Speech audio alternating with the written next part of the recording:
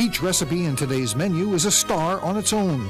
Start your meal with Nathalie's asparagus soup with shrimp, and then serve cherry tomato jicama salad, accompanied by a wonderful hearty country ham and cheese bread. Summer fruit fantasy with lemon and lime yogurt sauce tops off this wonderful meal, perfect for entertaining in those warm spring and summer months.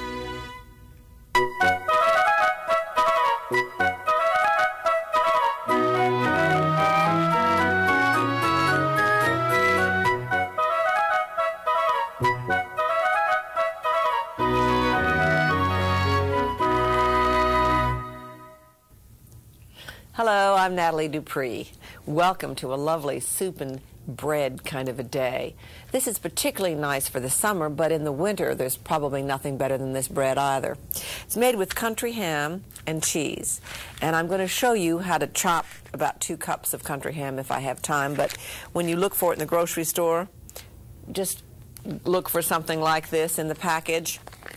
It usually comes in something that's tightly sealed. And this is what you're going to chop. You just cut off all the fat and chop it. There's a little ham bone in that one. Now, chop 2 cups of country ham, and you run it for about 2 minutes in boiling water to blanch it, and then you drain it and pat it dry. Now, meanwhile, go ahead and dissolve 2 packages of yeast and 1 tablespoon of sugar in a cup of warm water, which is at 105 to 115 degrees.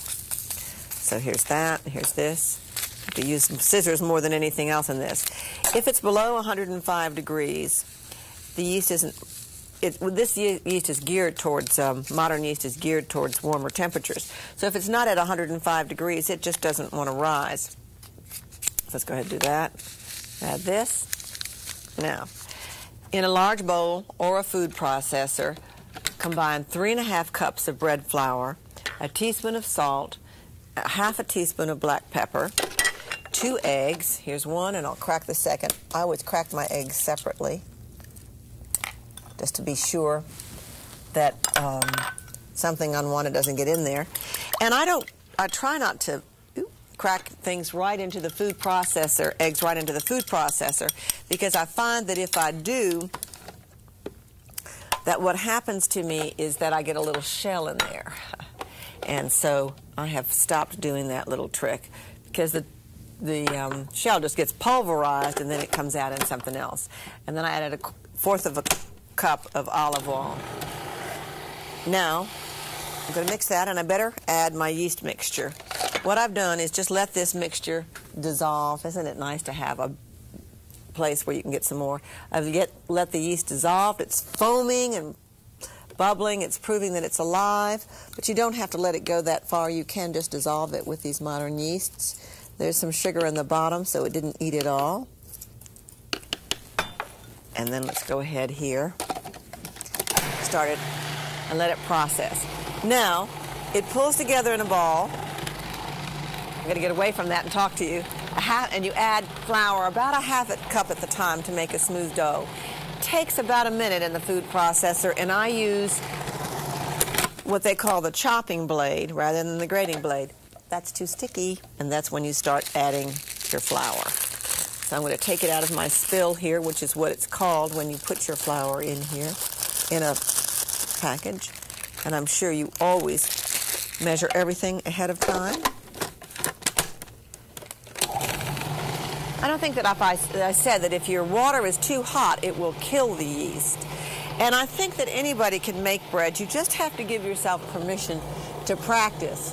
So if you're not sure, make a bread without all these things added into it. But just remember that if you leave something out of a yeast bread, like the yeast, like I almost did, I almost overlooked it, you can always add it in later. Don't just throw it away. If it's too dry, you can always add more water before you bake it. If it's too wet, you can always add more flour. If you've forgotten the yeast, you can take it out there too. Now, probably this should need just a few minutes more in the food processor or by hand.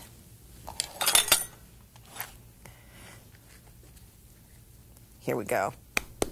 But I'm not going to take a lot of time. Let's not get the yeast package thing right in there. And then check it to see if it's doubled. That's it. Place it in an oiled bag or a bowl, in which case you would have to turn it. You're trying to coat the whole thing over so that it doesn't form a skin. Let it double in volume, which is about an hour, and then punch it down and knead in the ham and the cheese. Now let's see what I've got here. I keep putting that, it's a pastry scraper, and it flashes whenever it sees the lights in here, so I keep thinking I can hide it under there. But that's about the 5th time in this month that I've dropped it on the floor. So that doesn't work very well. Now, when a bread is doubled enough, if you put 2 fingers in, they won't come back. Where the other one, when it's kneaded enough, it came back. Now, you knock it down. It's always a hard question to know when you want to add your other ingredients to a dough, whether you should add it right when you first make it, or whether you should add it after the dough has been made. And it's 6 of one, half dozen of the other. There are good and bad qualities of each. But anyway, you push it down, and it just gives this big sigh of relief. It had all that air in it, and then it collapses when you push it down.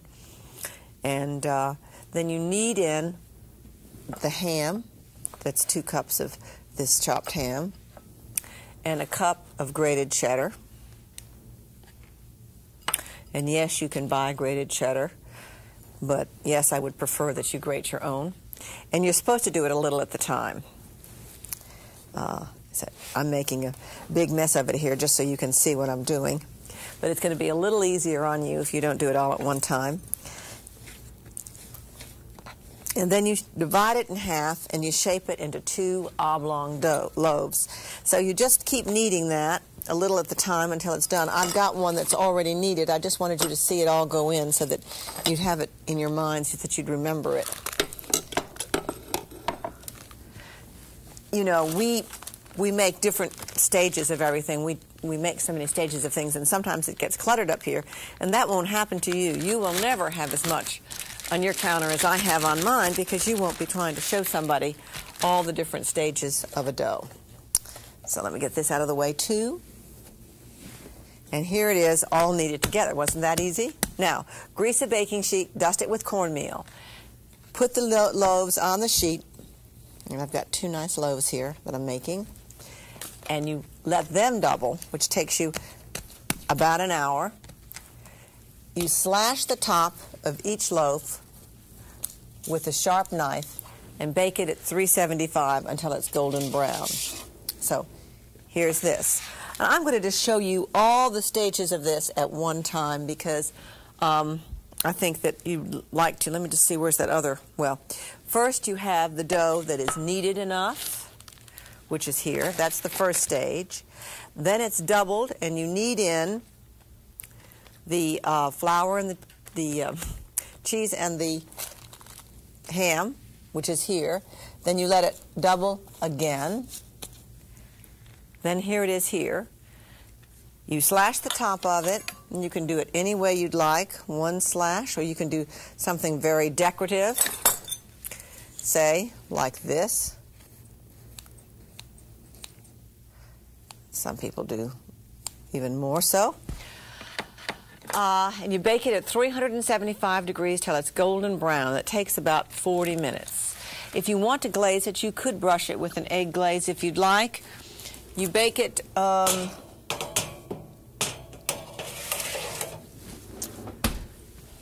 if you want to, you can shape it into little egg-sized rolls. Let them double, and it takes less time because they're smaller, about 25 minutes instead. And then here it comes out.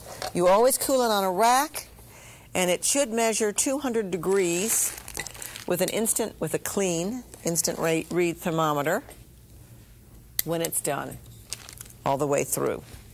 And of course, the other trick, except it's on hollow. Now, summer fruit fantasy. And this in itself is a nice meal for a picnic for me, lots of times. You just peel and seed and cut cantaloupe into 1-inch chunks. You can do that way ahead. That bread freezes. You can I cut my melon. I bring my melon home. I let it ripen out of the refrigerator 3 or 4 days until it smells good and has just a few little soft areas. Then I peel it, I cut it into 1-inch chunks, I put it in a plastic bag, I leave it in the refrigerator until I need it, usually 2 or 3 days, and I eat a little every day. Peel, pit, and slice some peaches. If you have some cherries or some strawberries, add them, and then toss them all together with, and then you can have any fruit, blueberries, plums, bananas, or anything. Stir in sugar and chopped lemon balm or mint, and then chill it for about an hour or, as I said, up to several days. So there we've got that. Now over here I have a lemon lime yogurt sauce. You just whisk together yogurt. Here it is. Lemon juice, lime juice. I'm going to throw all these in. Lemon peel, grated lemon peel, confectioner's sugar, almond extract, which smells wonderful. Whisk it all together, cover it, chill it until it's needed, and then you've got that, and you've got this beautiful bowl. Isn't this the most gorgeous china? And there you are with your lemon yogurt sauce. It's wonderful. You can use this yogurt sauce for other things too. Nathalie will return after a word from her guest. Hello, I'm Ryan Gainey. We all end up with impromptu dinner parties in our lives, but we've also always got to remember that we've got to have flowers for the table. So while you're grocery shopping, stop by the flower stand or on your way home by your favorite flower market and pick up some flowers. And when you get home, one should always have some flower arranging vessels, and one of the easiest ones to keep at hand is this wonderful finger vase called a quintel in French because of the 5 fingers. They're made in Portugal, and they come in a variety of styles and patterns, but of course the shape is classical.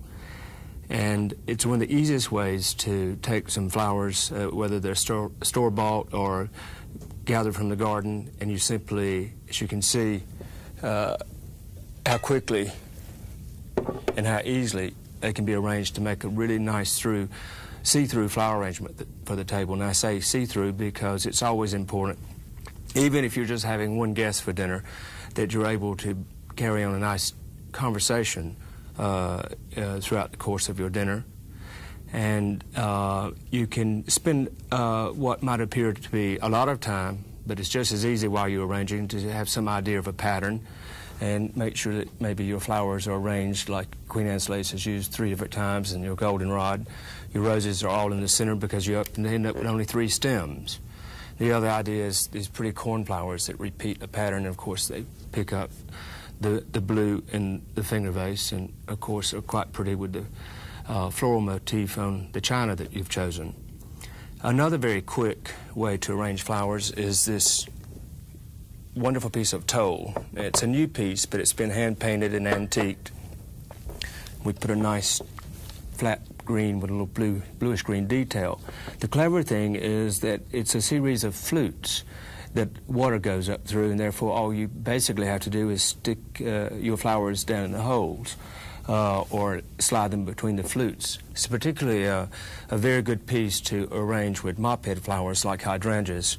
And hydrangeas are a really wonderful flower to bring in, but people have trouble with them, and so this is a good use for this kind of flower.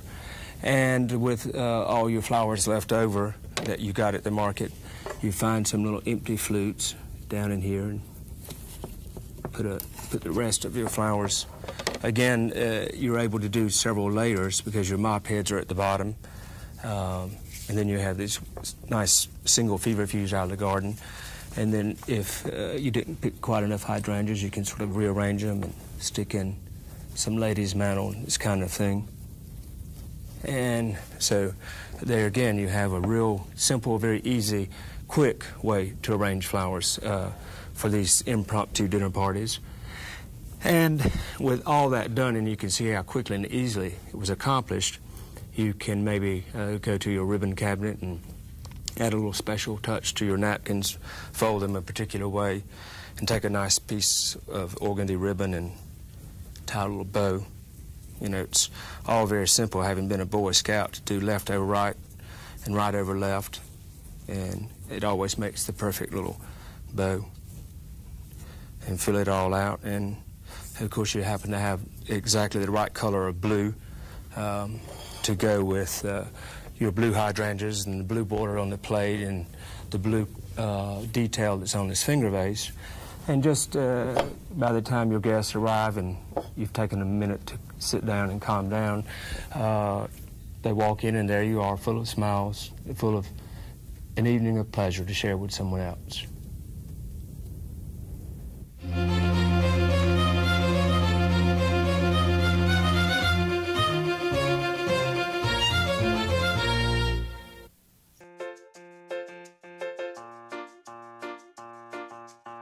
For nearly a century, Le Creuset's colorful French cookware has been a favorite in kitchens around the world. From its bold finishes and uncompromised quality to its easy-to-clean materials, the brand's range of iconic products are as easy to use as they are to love.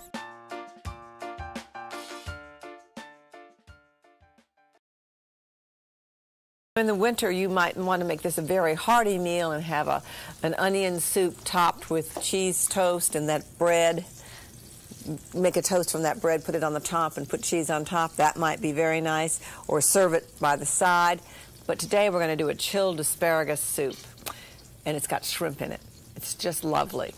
First thing that you want to do is heat your butter and add and saute some chopped onion. And I've got that, some green onion, although this doesn't look very green. That's leek, no wonder it didn't look very green. Here's just a little bitty amount of green onion.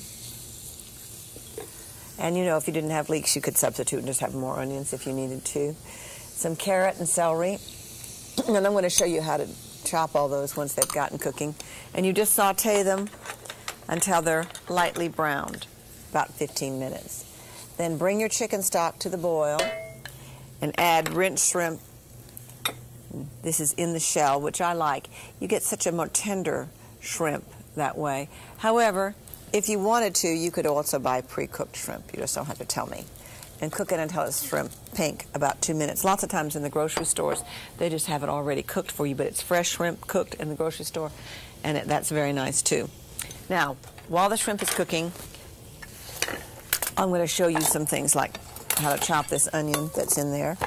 And of course, I keep, in this series, I'm stressing the fact that there's no reason why you have to stop and slice one onion at a time or chop one onion at a time, but you can do several in a row and refrigerate or freeze them for the duration of the week. And certainly for one meal, you want to get all your onions chopped at one time rather than going back and chopping one and leaving. Try to get a whole global sense of your meal rather than individual dish by individual dish. And right out, I cut down to the root, now I'm cutting it across, and now I'm going to cut down, rather than seeing a meal as separate. Now, I'm going to poke that shrimp under because I should have spread it out there. It should be done when it's pink. Okay, now I'll just show you that green onion, which was the white part only. Here we are.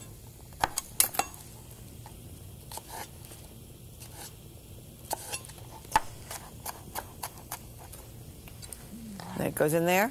Then your leek. The only important thing to show you about this is that you really, and it's different, that you really want to get it clean. Let me just show you that there might be some dirt in one of these layers. And then you chop it just like I did the green onion and the onion. Usually use the white part open. It's got a big green part there, but I'm not going to do that. Peel and slice your carrot and slice your celery. And they're both sliced. That's got some dirt on it too. Should be rinsed a little bit more. I won't put it in there so that give me a chance to wash it later.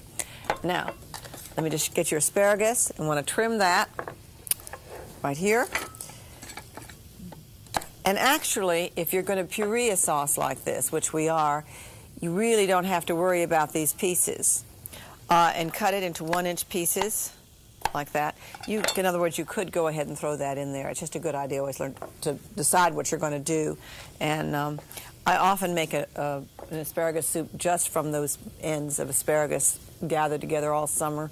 I put them into the freezer whenever I get them, and then I go back and do it. And chop some dill and chop some lemon balm. I'll come back and show you that. Now remove your shrimp with a slotted spoon, and it should be done now. Though it is, and it's pretty. An easier way might have been just to put the strainer in here. And what I've really done right now is made a shrimp broth, a shrimp stock. Did I ever tell you about when I first moved to Atlanta? And I guess I'm thinking about this because I'm drinking out of this lovely Limoges. It's Tiffany's Limoges. It's called American Garden. And when I first moved to Atlanta, I borrowed some china and some crystal from somebody, and when we moved into the apartment. And so I had the table set beautifully, and some friends came to dinner, and I had some shrimp for them. Let me go ahead and throw the asparagus in here and let them be cooking in here. You would peel and devein your shrimp, and I'm going to show you that. And then add all your cooked vegetables from in there. I'm going to show you that, and your asparagus to your chicken stock, and you simmer that 15 minutes. This is so nice because you can grab this end of the handle. It's not hot right down here. Sometimes it is, but it's not right now. And of course, you'll get every last bit of goodness out right there. Anyway, I had company that came, and I had made a shrimp stock like that, and I saved the stock. I put it in the refrigerator, and the only thing that I had was a pretty, not quite crystal, but a pretty high cotton pitcher. And so I just threw the shrimp stock in there and overcame some cousins for dinner. It wasn't a very fancy dinner, but everything was set beautifully because the only china I had was this borrowed Limoges. So one of the friends asked what she could do, and I said, would she please pour up the water? One of the cousins, Cousin Ouida, I think it was. So she went to the refrigerator, and she pulled out this pitcher of shrimp stock, and she poured it in the glasses at the table. And I came out, served the first course, the shrimp, and everybody drank some of their water but me. And then I got up, was going in to get the rest of it, and I came back, and all of their water was gone. Every one of them had drunk their water. And I just couldn't figure it out. And so I said something about it because it was so obvious and so startling. And it turned out, of course, that she had poured the shrimp stock into the water glasses. And because they were at my home and I had trained at the London Cordon Bleu, why, they thought that this was wonderful, wonderful goodness that they were having, and that they were supposed to drink that and eat the shrimp at the same time. You can get away with anything if you say you went to cooking school. Now, remove the solids from your liquid and puree them in a food processor. I've just moved them out with a slotted spoon there. And then you stir this puree into what's left here, which is still yet again another sauce, stock, because now it's flavored with all those vegetables. And then you add some lemon juice and some chopped dill and some basil. Took too long with my story. I'm going to have to rush now. Some basil and salt and pepper to taste. What have I left out? Lemon juice, lemon balm, could have been, or mint, and salt and pepper to taste. You can make this way ahead of time and refrigerate it up to 3 days. And then stir in some half and half and taste it. Adjust your seasoning and add salt and pepper. Don't tell anyone I did that. And if you didn't want sort of a hearty soup, you would use white pepper. Now go ahead. Here's one that's finished. Probably should have added the cream to this. Not perfect today. Here, I'll just put this on top so you can see exactly how it should look. Ladle it into the bowls and garnish it with some shrimp that's been peeled, happily peeled for me. Tidy up your bowl there. Put your shrimp in. It's wonderful. A few lemon slices, some sliced green onion tops, and some dill. Poor old dill frond could look a little better. Okay, if there are any shrimp left, put them in the rest of the soup. A cherry tomato and jicama salad. I really just wanted to show you this jicama. It looks like a chunky potato. It's used in southwestern cuisine. And you peel it, looks like that when it's peeled, and you cut it into matchsticks. It kind of has the texture of a radish when you see it. It's got that nice crunch. Then you thinly slice a red onion, which I've done here, and have some cherry tomatoes. Get as nice and red and ripe and juicy ones as you can. Chop some cilantro, which is another southwestern favorite. It grows here in Georgia as well, though. Everyone likes it. We're mixing it with all of our foods. Then fry some bacon. I like doing that in the microwave, but you can also do it in the oven and crumble it and peel it. Chop some garlic and grate some lime peel, grated lime peel here. Then make a bed of red lettuce leaves on a large platter. Spread your onion on top. Mound your cherry tomatoes. Here we are. Sprinkle them with the jicama. Here we are, which is in matchstick strips. The cilantro. And the bacon. So good. And you could wrap all that and refrigerate it or put it, if you wanted to, not on top of the lettuce leaves, but you can combine the other things and put it in a plastic bag. And then meanwhile, quickly whisk together some garlic, mustard seeds, red wine vinegar, olive oil, lime juice, and lemon peel. Season it to taste with salt and pepper. Add just a little sugar if you need it. And just before serving it, you pour that over the salad. And this is just terrific.